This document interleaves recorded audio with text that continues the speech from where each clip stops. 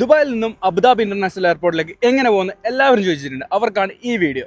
ഇതാണ് അൽ ജാഫലിയ bus station, അതായത് max metro സ്റ്റേഷന്റെ അടുത്തുള്ള ബസ് സ്റ്റേഷൻ ആണ് ഇത്. അപ്പൊ ഇതിന്റെ ഉള്ളിലേക്ക് കയറിയ സമയത്ത് നമ്മൾ നോക്കുമ്പോൾ അവിടെ ഒരു സ്ക്രീൻ ഉണ്ട്. അതിലാണ് ഏതാ ബസ്, എത്ര നമ്പറാണ് ബസ് നമ്പർ, ഏത് സമയത്താണ് വരിക എന്നൊക്കെ കാണിക്കും. അപ്പൊ ഞാൻ അവിടെ ഇരുന്ന് അങ്ങോട്ടും ഇങ്ങോട്ടൊക്കെ നോക്കി ആരൊക്കെ ഉണ്ടോ നോക്കി.